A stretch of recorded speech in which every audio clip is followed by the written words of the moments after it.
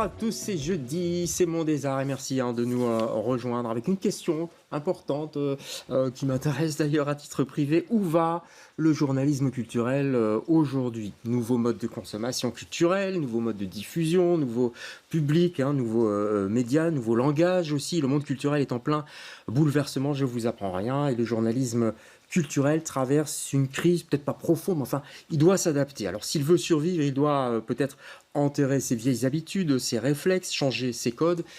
Mais est-ce qu'il le fait pour autant et est-ce qu'il le fait suffisamment? Autre question, est-ce que les pouvoirs subsidiants, on va en parler, le soutiennent suffisamment dans sa nécessaire mutation et face à ces nombreux défis? Et puis, quand même, tout de même, vous, est-ce que les auditeurs, les lecteurs suivent toujours pour autant les prescriptions de ces journalistes? On va en parler avec nos invités. Tout d'abord, Laurence Van Goutem. Bonsoir, Laurence. Bonsoir. On est ravis de vous avoir. Vous êtes cofondatrice, parce que vous êtes trois, du site culturel La Pointe. C'est tout nouveau. Ça date de janvier, c'est ça? Oui, c'est sorti le 31 janvier 2022. Donc c'est encore tout chaud. On peut peut-être citer vos deux collègues? Bien sûr, donc c'est Carolina Svobodova et Émilie Garcia-Guilaine. D'accord, donc à trois, vous avez lancé La Pointe et puis j'imagine qu'il y a des collaborations, ça on va en parler. Voilà, on est le noyau, disons, central et puis autour on a une équipe. D'accord. En face de vous, Caroline Razafi, vous m'avez dit que je pouvais pas de souci. Réduire un peu votre nom, qui est très beau du reste. Bonsoir. Merci. Caroline, vous travaillez pour Mune de City, vous êtes la secrétaire de rédaction, c'est important, on va en parler, surtout en ce moment, chez vous. Vous êtes historienne de l'art, donc Mune de City est bloqué pour l'instant, en 2 mots, c'est ça? Oui, depuis mi-mai, Mune de City est à l'arrêt et on est actuellement en train de revoir notre modèle économique, avec le lancement notamment d'un crowdfunding. Ouais, on va en parler parce que, comme je vous l'ai dit, on est en plein changement. Saïd Al-Haddad est avec nous. Bonsoir Saïd. Bonjour. Nous, on se connaît un petit peu tout de même, oui, Saïd, on peut le dire. De temps en temps. On se croise sur nos scooters respectifs. Voilà. Vous êtes journaliste culturel, vous dites reporter. Vous préférez le mot reporter à Bruges? Pour ce qui est de moi, en tout cas, je préfère reporter. Ouais. D'accord, comme Tintin. Comme Tintin. Ok, oui, pas spécialement, mais peut-être un peu. 100 quand 000 même, ouais. 100 000 pour l'instant, enfin quoi que j'en sais rien. Gilles Béchet est avec nous. Bonsoir Gilles. Bonsoir. Vous travaillez aussi d'ailleurs, entre autres, à Bruges, entre autres à City. Vous êtes un peu partout, forcément, puisque vous êtes journaliste indépendant, freelance, comme on dit. C'est ça le destin d'un journaliste freelance? Oui, c'est le destin et la richesse aussi. Ça permet d'avoir... parce que chaque support a sa vision, a sa politique, et ça permet aussi d'aborder d'autres sujets et de se compléter. En tout cas, vous avez une passion, c'est les arts plastiques, on va en parler. Ça bouge pas mal, je l'ai dit, au niveau du journalisme culturel, nouveaux supports, nouveaux médias, nouvelles façons d'écrire, de s'exprimer, de diffuser. On va commencer avec le petit dernier. On va commencer avec cette petite capsule de La Pointe. Regardez.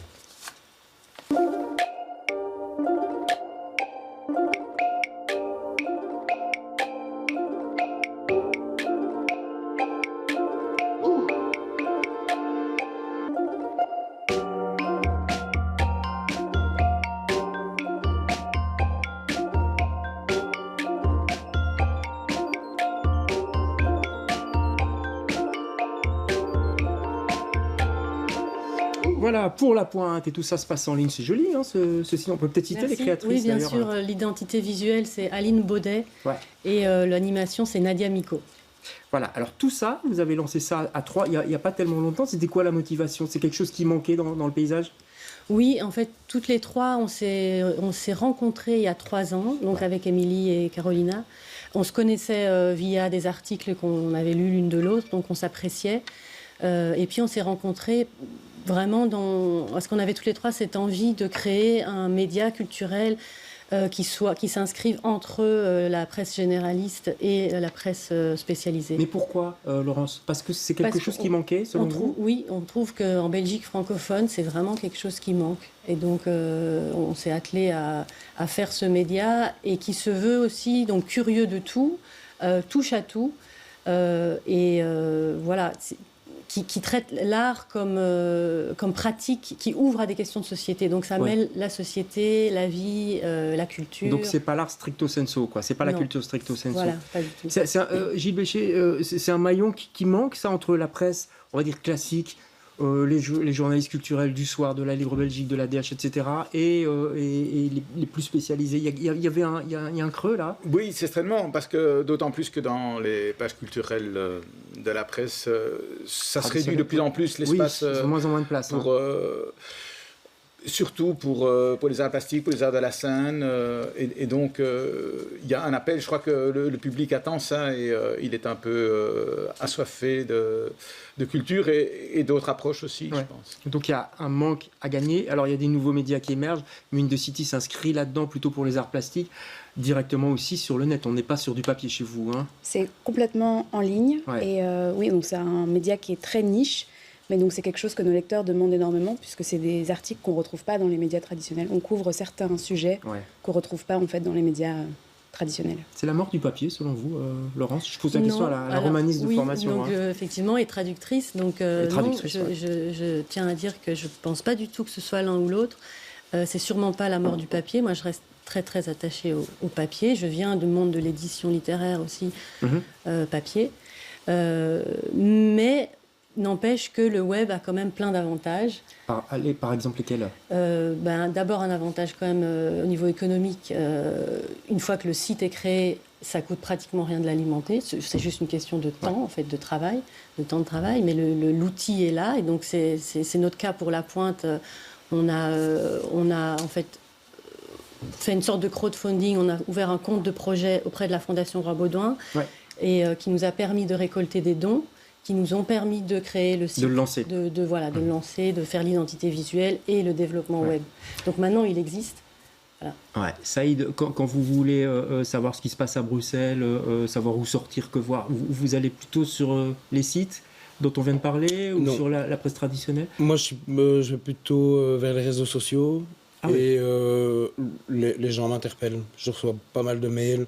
Bon, évidemment, des attachés de presse, mais aussi parfois de particuliers, d'amis qui me font part d'une découverte ou d'un truc à checker parce qu'ils ont entendu ou c'était sympa ou c'était bon. Voilà, donc je me laisse guider. Moi, je ne fais pas que de la culture non plus. Et bon, on a quand même une grosse rédaction à Bruges, donc les trucs qui sont moins dans mon rayon, par exemple musicalement. On a d'autres journalistes qui peuvent récupérer le sujet s'il est pertinent, si on a envie de le faire. Alors, pour ces sites, la mise en page est importante parce qu'il faut que ça plaise. Et j'étais un petit peu voir La Pointe, Mune de City. On va peut-être voir d'ailleurs une page In de City. On salue d'ailleurs Muriel de Créancourt, qui est la créatrice. Il faut que ce soit aéré, il faut que ce soit beau. C'est ça d'abord? On essaye qu'il y ait toujours une cohérence au niveau du style graphique pour que nos lecteurs s'y retrouvent aussi et que ça soit le plus professionnel possible. Donc oui, on veut qu'il y ait quand même une ligne graphique, quelque chose qui ressorte et qui nous touche à nous, quoi. Donc, c'est important. Des articles pas trop longs aussi, même chose à La Pointe, donc quand même fouillés, mais pas trop, pas des tartines comme on dit vulgairement. Il y a de tout. On a des recommandations chaque semaine qui sont très brèves, et puis on a des articles plus longs dans la rubrique Grand Angle qui permettent d'approfondir des sujets. Voilà. Et aussi, au niveau de l'identité visuelle, on a vraiment beaucoup travaillé donc, avec Aline Baudet pour qu'il y ait un plaisir de lecture. Je pense que c'est très important. Et qu'il y ait aussi un travail sur les titres, chapeaux, sous-titres, les exergues. Tout ça, en fait, c'est pas parce que c'est du web que ça doit être gâché. Gilles Béchet, vous qui travaillez à la fois pour Bruges, à la fois pour Mune de City, pour la revue La Wallonie, vous écrivez différemment selon ces médias-là? Comment ça se passe pour vous? Vous avez 3 plumes? Oui, j'écris un petit peu différemment, mais c'est plus en fonction du sujet qu'en fonction du support. Ah oui, donc vous dites pas, là je suis sur un site internet, je dois écrire de façon plus directe, plus courte, plus ramassée? Non, pas particulièrement? Non, pas vraiment, non. Ah oui, parce que moi j'avais l'impression en lisant un article par exemple dans Le Soir et un article sur un site internet qu'il y avait quand même une espèce de consistance différente. C'est-à-dire que j'essaye de, peu importe le support, d'être le plus direct et le plus compréhensible tout en étant intéressant et surprenant quelque part aussi. Est-ce que vous demandez à vos journalistes, Caroline, vous leur demandez d'être courts On a un nombre de caractères à respecter parce que c'est un format web et qu'on sait aussi que les articles sur le web ne sont pas lus s'ils sont beaucoup trop longs. Mais après, dans le style, on leur demande surtout de donner envie, en fait. On a envie de donner envie à nos lecteurs d'aller voir les expositions, d'aller voir ce qui se passe. c'est surtout ça, et d'être assez grand public aussi, d'être compréhensible par le plus grand nombre. Et c'est vrai que c'est très compréhensible, vous avez beaucoup de vidéos, vous avez une chaîne YouTube avec des vidéos qui sont assez didactiques sur, je sais pas moi, la poterie, etc., sur des peintres, et puis aussi sur des photographes. Vous êtes assez ouverte. On va voir un exemple avec la photographe Cindy Sherman. Regardez.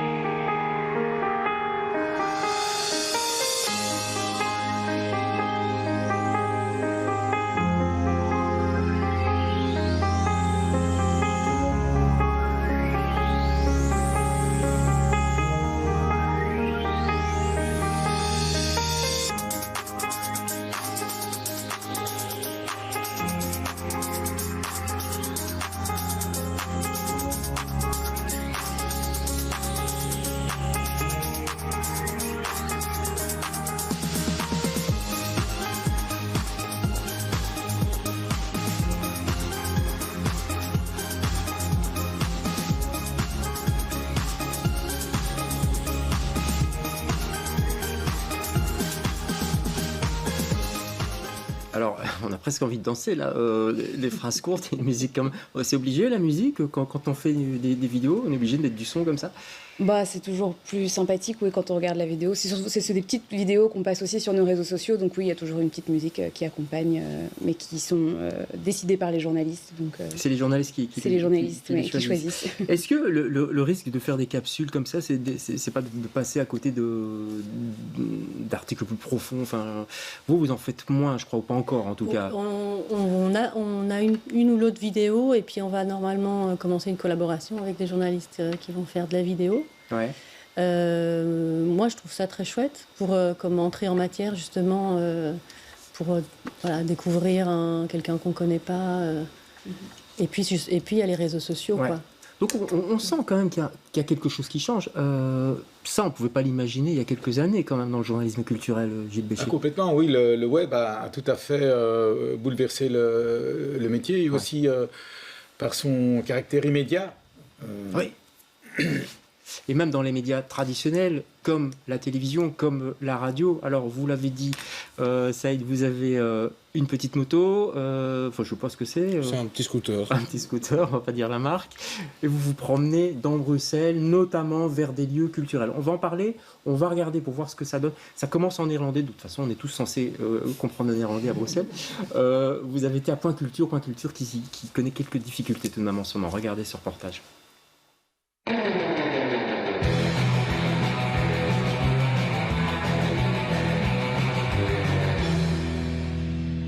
Vandaag ben ik nog eens aan de Bischofsheimlaan, recht tegenover of schuin tegenover de Botaniek. Ik ben hier nog eens bij Point Culture. Ik was hier onlangs voor een geweldige tentoonstelling Parle-moi Bruxelles, die nog altijd loopt en loopt tot 4 juni. Maar vandaag kom ik voor Le Point Culture. Le Point Culture is voor mij jeugdsentiment, want in de tijd heette dat La Mediathèque. La Mediathèque in de Passage 44 heeft 9 jaar geleden, deze plek ingepalmd. En de taken zijn ongeveer hetzelfde, maar ze werden uitgebreid. En om daarover te praten heb ik deze man gevonden, Jean-Grégoire, bonjour. Dag Saïd, bonjour. On est dans le bar du Point Culture. Bien cosy, bien sympa. Il est ouvert toute la journée et il est en accès libre et il y a pas mal de gens qui viennent s'y poser pour travailler, pour faire une réunion ou simplement pour boire un café, manger à midi, manger leur sandwich, des trucs comme ça. Et quand on a des activités un peu plus festives, forcément on fait un peu la fête ici. Alors ici, un bel espace d'exposition. Vous en avez fait beaucoup, des expos ici? On a commencé avec un rythme très soutenu quand on a commencé. Ouais. On faisait une expo différente par mois sur un thème qu'on avait choisi. Donc à un moment on s'est dit ok, on va un peu se calmer. Et depuis quelques années, on fait une expo tous les 2 ou 3 mois. Ouais. Toujours sur un thème. Chaque saison on a un thème et on rassemble des trucs sur un thème. Le thème cette année c'est tout peut changer. Dans l'idée qu'après la pandémie, on disait qu'il fallait que tout change, etc. Et il y a donc une petite salle On va pas les déranger. Comprendre pour bien parler le voilà. Environ 80 places. On peut aussi continuer avec les expressions. Assez rarement vraiment du spectacle vivant, mais plutôt des conférences, des projections, des ateliers, des rencontres, des discussions. Et là d'ailleurs, c'est un atelier autour de Parle-moi Bruxelles. C'est ça, effectivement, avec des gens qui sont en parcours. Voilà, et ça continue comme ça. Saïd, donc ça, c'est visible, c'est audible en radio, sur la radio de Bruges, et c'est visible sur le ça site. Dépend. Celle-ci, comme c'est pas du direct, là, je suis passé en studio la présenter. D'accord. Maintenant, c'est un sujet très francophone. Oui. Pour une antenne comme Bruges, c'est pas toujours évident. Maintenant, je sais d'expérience que beaucoup de néerlandophones ont usé de la médiathèque, du point culture, même encore ces dernières années, parce que voilà, c'est une richesse au niveau musical assez impressionnante. Mais sur la façon de faire le sujet, on a bien vu qu'il y a un côté très convivial, très personnalisé aussi. C'est votre personnalité qui est aussi en avant. Donc ça, c'est une volonté de la chaîne. C'est vous qui avez créé ce personnage de reporter ou...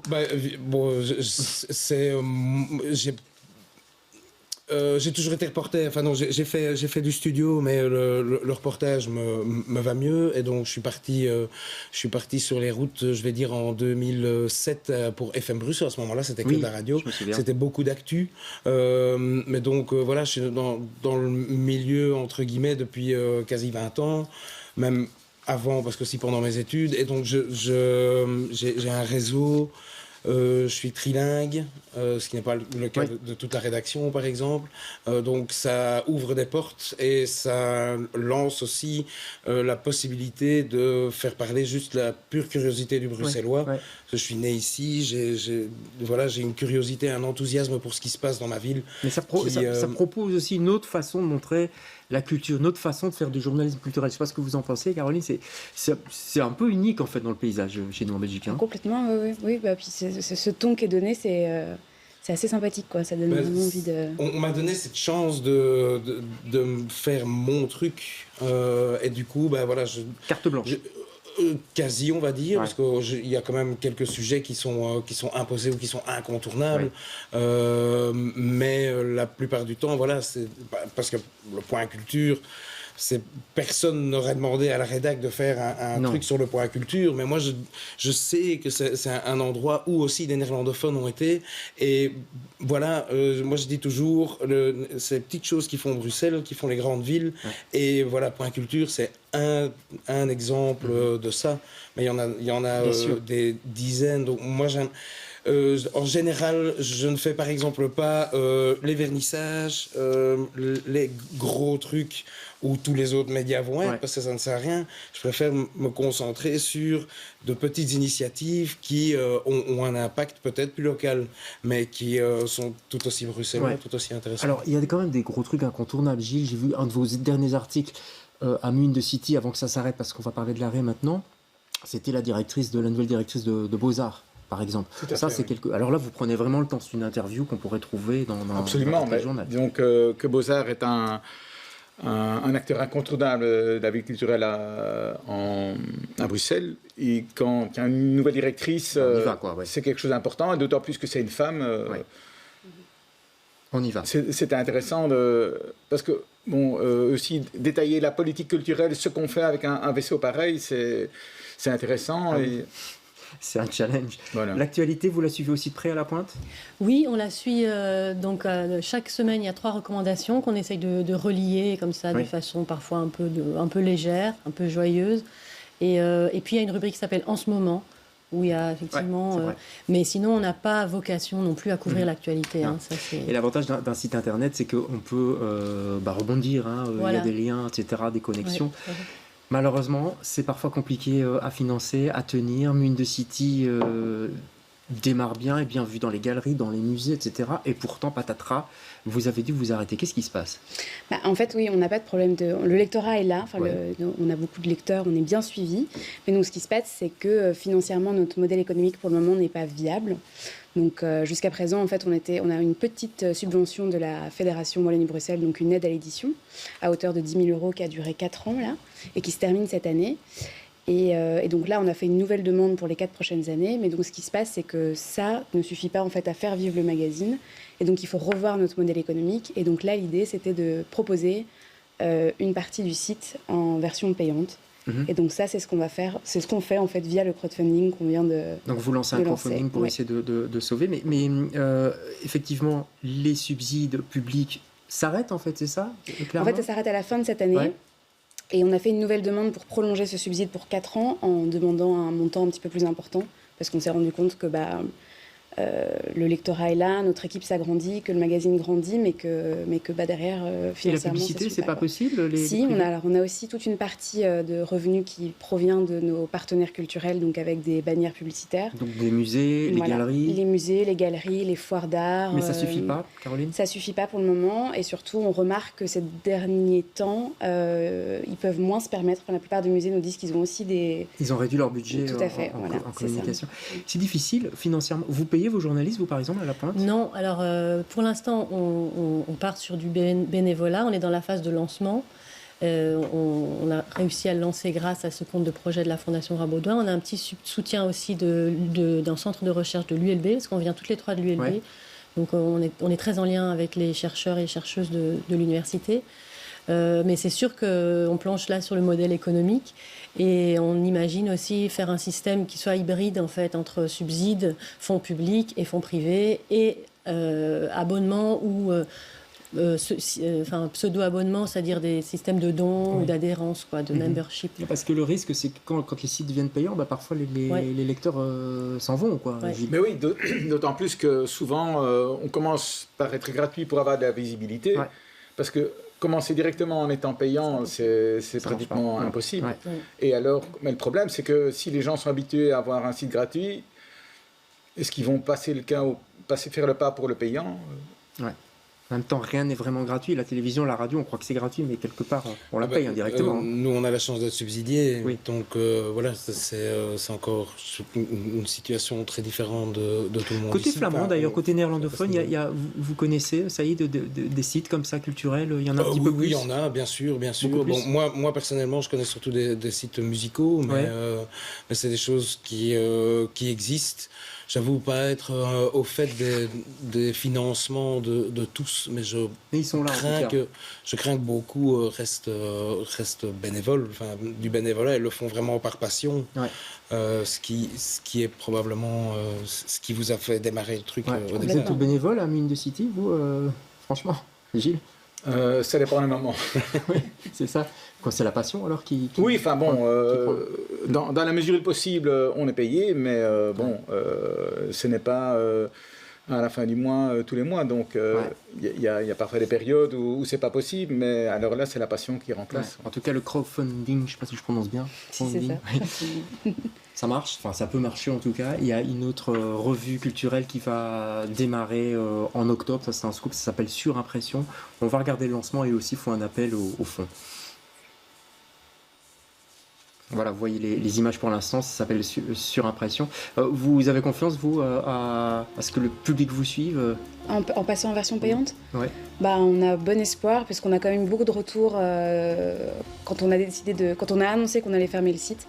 On a eu plein de retours de galeries, de musées, de nos lecteurs, en disant justement, mais si vous lancez ce crowdfunding, on vous soutiendra, si c'est payant. Le danger, c'est pas aussi que les subsides publics se retirent alors qu'ils disent ils se débrouillent eux-mêmes, donc nous on n'espère pas. On a bon espoir en tout cas. On se dit que... Il y a eu une interpellation quand même. Il y a eu une interpellation, au niveau. Donc on attend de voir aussi. Il y a beaucoup de choses qui se passent qui sont en cours, donc on a bon espoir, on est sur une bonne lancée. Donc ça c'est plutôt bon signe. Et vous aussi ? On espère vraiment, parce que je pense qu'il y a une énergie qui est énorme, il y a une volonté, il y a une curiosité, il y a un enthousiasme, mais il faut qu'on soit soutenu parce que sinon on va s'épuiser et on va arrêter, ça c'est sûr.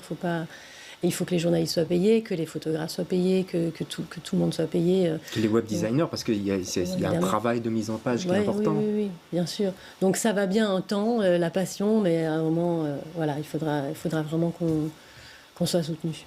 Bon, à bon entendeur, comme on dit dans ces cas-là.